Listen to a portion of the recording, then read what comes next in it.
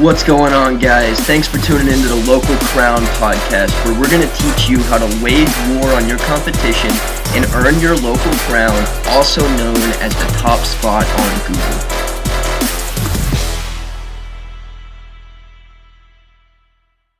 Awesome, man. So I love that you're talking about confidence there. What have you done to build your confidence over this time period? Because you can't have always been as confident as you are now. Oh, I love that question. Like, what did I do to build up my confidence? You know what, man? It's as simple as this. The way that you increase your level of confidence is to not care what other people think. That's it. That is the secret. Do not care what other people think, because guess what? I've gone to the bank tons of times and tried to deposit a whole bag of people's opinions, and for some reason they wouldn't accept it. Right? So it's like we think that people's opinions actually matter. They don't. They don't translate into sales. They only translate into people trying to impose their own mediocrity onto you. And because they you know that quote, that adage that goes, those who can't should not interrupt the people or tell the people who can.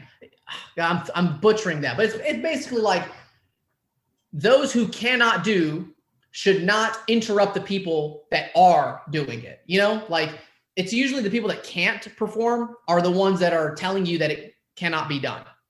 It's never the people that have done it that tell you it can't be done. Never.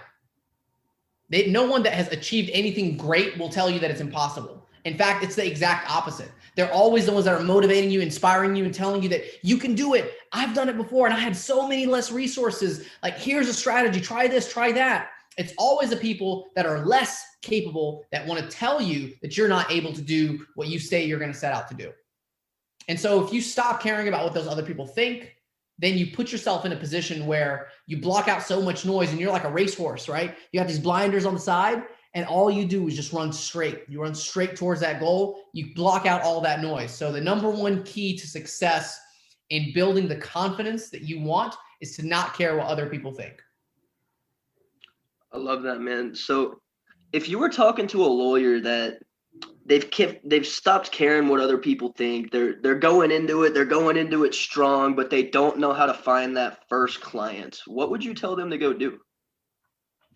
So it definitely depends on the type of practice area that you are in, you know? So, okay, let's say you've got the confidence, right? You've got the persuasion skills. You have the ability to sell people on your services, but for some reason you still haven't acquired a client for your law practice or your business. I would first look at where I am looking for clients. If you're trying to look for clients only in one medium, like, hey, I only post on Facebook and I do tons and tons of videos and content on Facebook, or for some reason I'm not getting any clients, think about all of the other media where you could be producing and generating clients. I'm not talking about just social media. I'm talking about networking events. I'm talking about meetups, whether it's like, I love cars, right? I want to go and meet people that have cool cars, and those people that I can connect with, I tell them a little bit about my business, and we end up connecting and jiving, and one thing leads to another. They think about me when they're involved in an accident. But look at all of the different ways that you're trying to acquire business, and think about why you aren't succeeding. Think about all of the money that you're leaving on the table by not pursuing other opportunities. So I think you should never leave a stone unturned in the beginning. You should look at all of the networking opportunities, utilize all of the social media platforms, and do them well and long enough so that you can actually have a large enough sample size. You know, if you try something once or twice and it didn't work, what do you think is going to happen? What's the likelihood that you're going to win the lottery the very first time that you buy a ticket, right? But for the people that all get together and they know that, hey, there's 1.7 million tickets left, and we know the jackpot is $10 billion, we're all going to get together and we're going to buy all these tickets. Statistically, they know that they're going to win. The same thing applies. It's just having a large enough sample size. And so I even though I disagree with the premise that, hey, it only takes that one case, to revolutionize your business, because then you're relying on sort of that lottery ticket approach. I do think that it takes one more piece of content, one more advertisement, one more connection to drastically change the trajectory of your life. And so that's what I think people need to look at is, are you focusing and looking at all of the other opportunities where you can acquire clients?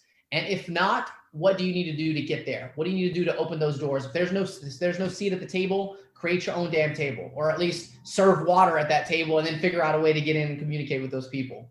Don't leave a stone unturned.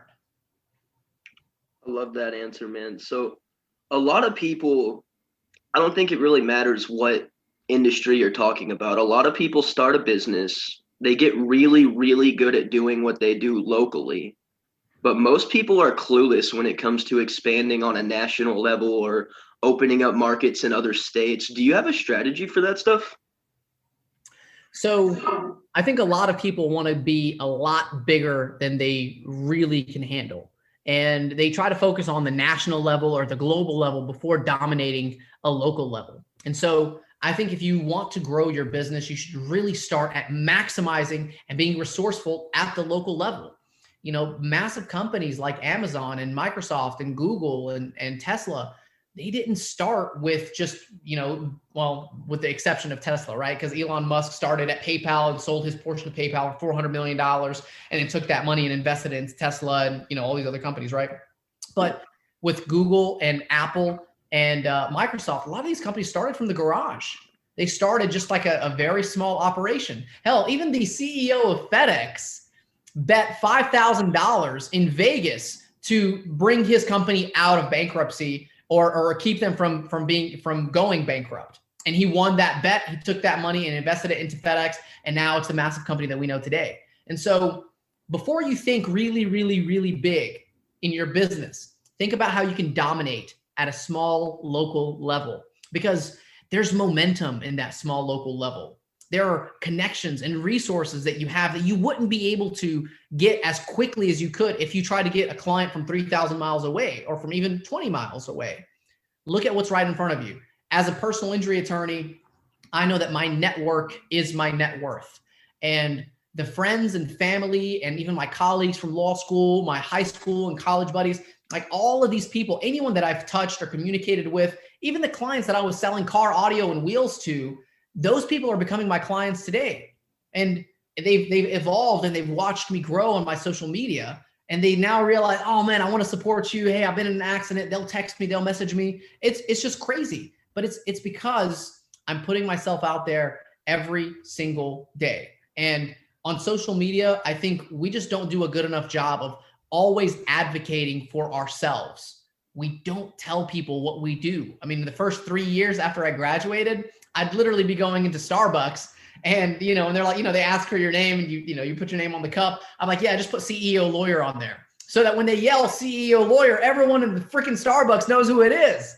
You know, we're just not as big of advocates for ourselves. And so dominating at that local level and touching every single person and letting them know who you are and what you do at a local level, it's so much easier to dominate and build that critical mass.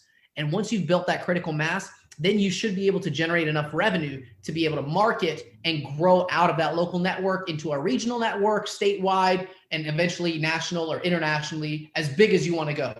But first, dominate that local level. Even look at the social media platforms. It's the same thing. They didn't start by saying, okay, well, we want to be a social media app that goes nationwide. No, Facebook started on college campus in Harvard, and it started just for college students to be able to rate their classmates. You know, even Clubhouse right now, it's one of the hottest apps on social media. It's one of the hottest social media, fastest growing apps. It started as just a way for Silicon Valley techs to be able to communicate with each other in a faster approach, faster than Zoom. And that's how it started. And now they have millions of users and they're growing every single day. Dominate at the local level before you think at a national or international level.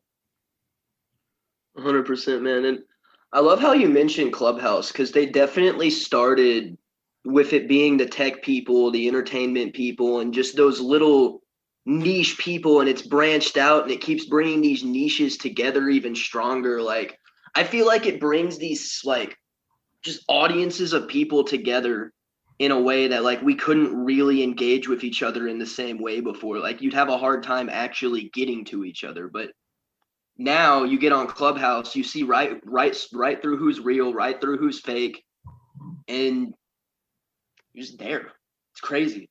No, dude, I mean, and obviously for podcasters too, this is your time to shine. Podcasters, announcement, public service announcement.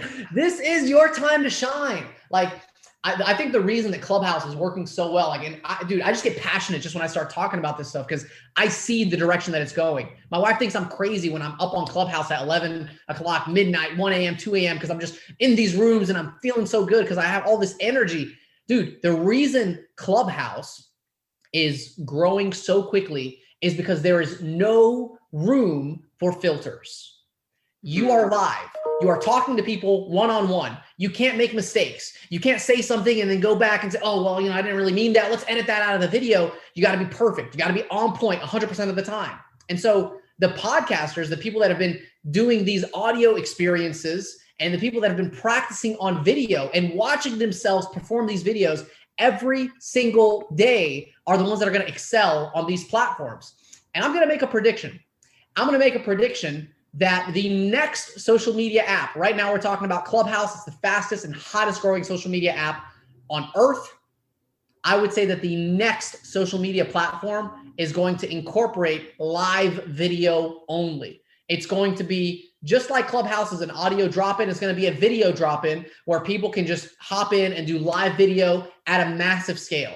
And I think that the same way that Clubhouse is giving people the opportunity to be live and raw and unedited, there's going to be a video version of that. And so unless Snapchat, TikTok, Instagram, Facebook, they jump in on that live trend first, which they've been trying to do for the past like 5 years, the company that figures out how to do the live thing is going to win. And that's why Clubhouse is dominating right now. And that's why you should be on Clubhouse too.